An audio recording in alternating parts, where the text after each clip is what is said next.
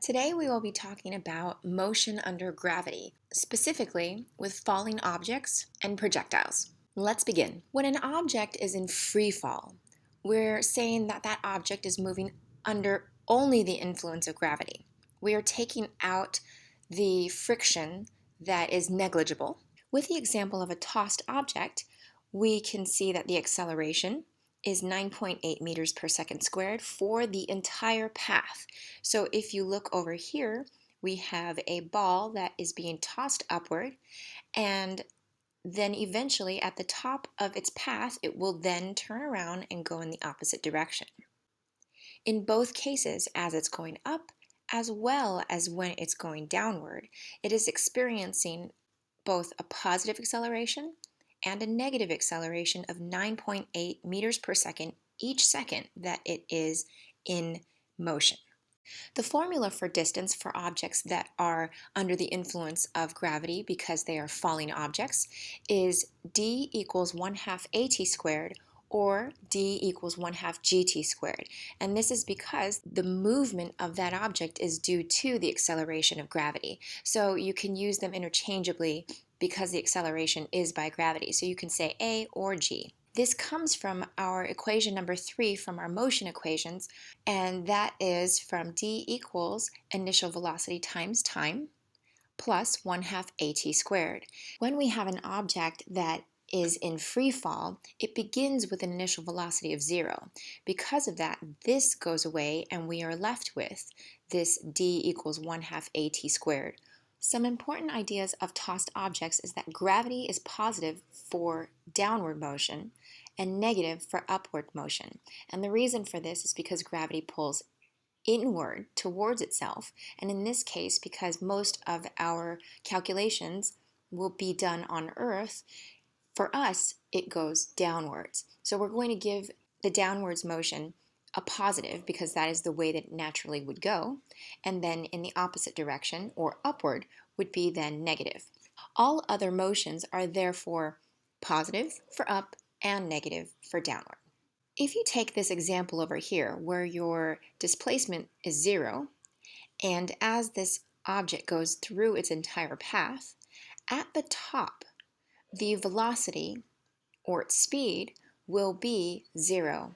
The time that it would take for the ball to reach its highest point from starting position is going to be equal to that of the time that it takes the ball to travel from the highest point back to its return point. When the object reaches the same height it was released from, the displacement would then be 0. And the last idea is that the final velocity is the same as the initial velocity, but in the opposite direction. And remember, this is because the object will experience an acceleration of 9.8 in both directions. So what we have is the final velocity equals the negative initial velocity. Here is a really cool fact. If a gun were fired horizontally and at the same time a bullet is dropped and the bullet is exactly the same size, same model, everything, if it was dropped from the same height, they both would hit the ground at the same time. The question is why? We look at it and we know that the vertical motion can be viewed as a separate entity from the horizontal motion. Vertically, and that is in this direction here, both bullets have 0 initial velocity. It's starting from rest and accelerates downwards at a 9.8 meters per second squared. The time to fall would be the same distance for either of these, so therefore they would be the same. Imagine that you were kicking a dog horizontally off the cliff.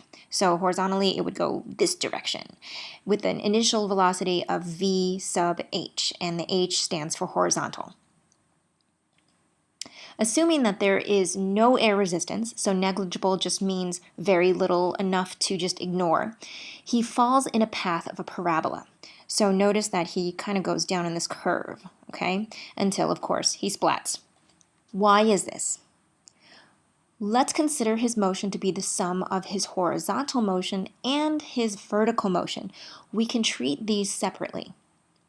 And notice here that v sub h is the horizontal velocity, and then v sub v is the vertical velocity. Let's look at the vertical component of a projectile.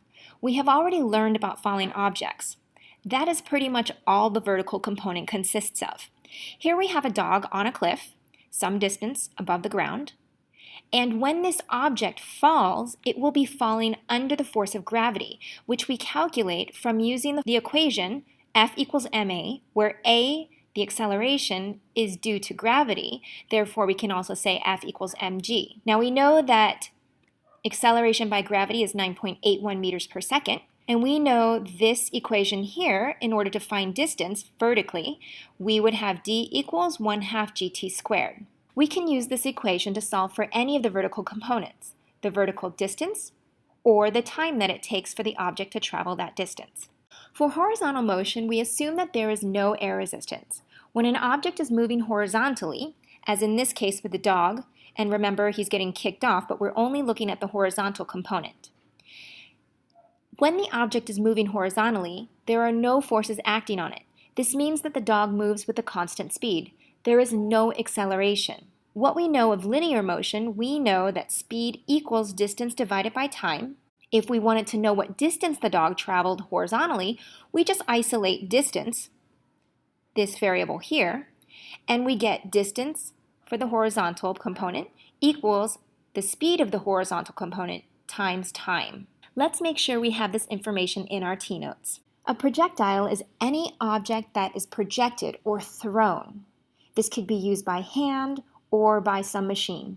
It is under the influence of only gravity. We disregard air resistance. We ignore it. One distinct feature of projectiles is that there is vertical motion and horizontal motion occurring at the same time. Below in this diagram, you see the cannonball being projected over the cliff some height above the ground.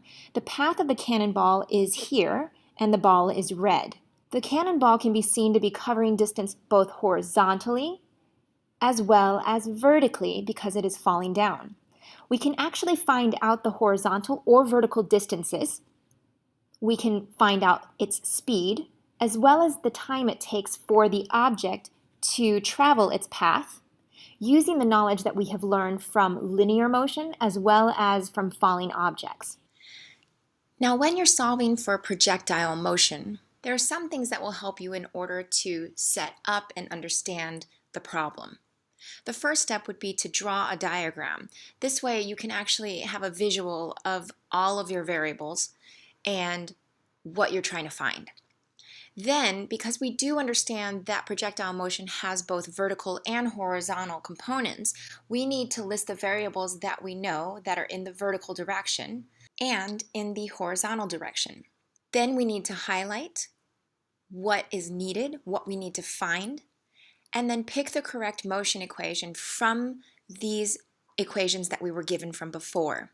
One thing to note is that the gravity is 9.8 meters per second squared in the vertical direction, yet the acceleration of gravity is 0 when we are taking into account the horizontal direction. Here's an example.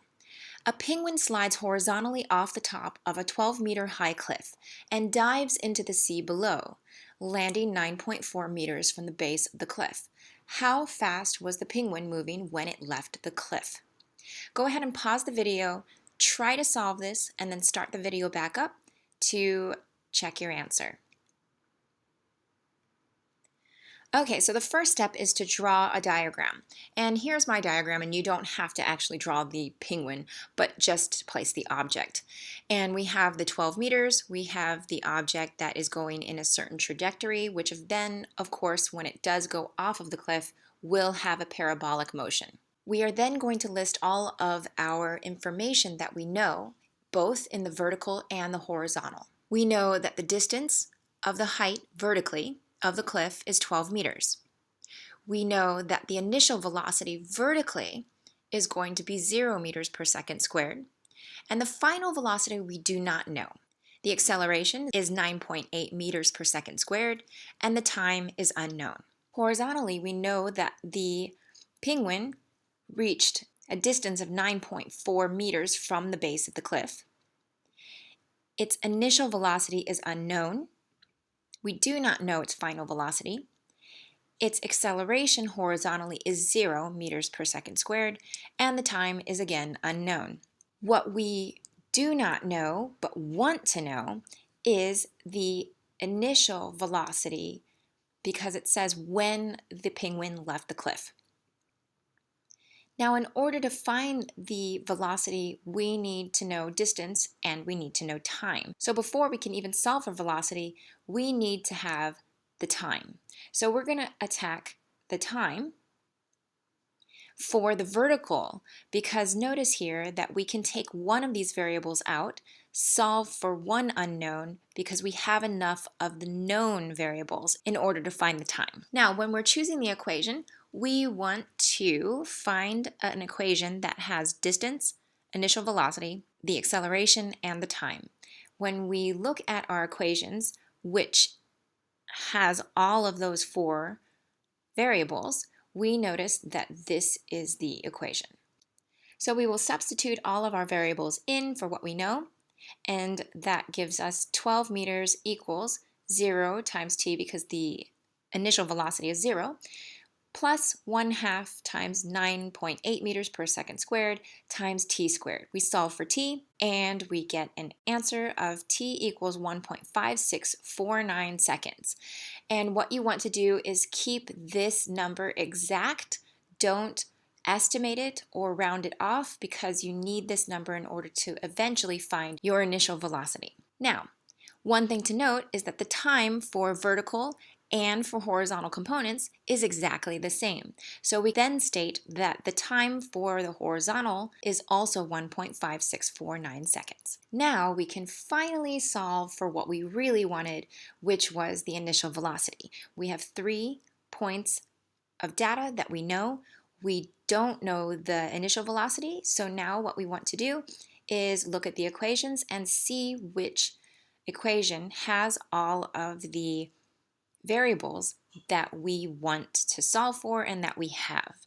So when we look at our equations, we see that, again, equation 3 is the equation we want to use. So when we substitute all of our data points in, we get 9.4 meters equals the initial velocity times 1.5649 seconds plus 1/2 a, which is acceleration, 0, times time, which is 1.5649 seconds, and that is squared. Solving for the initial velocity for the horizontal component, and we get an answer of 6.00677 or an answer of 6.0 meters per second squared as our final answer with 2 sig figs.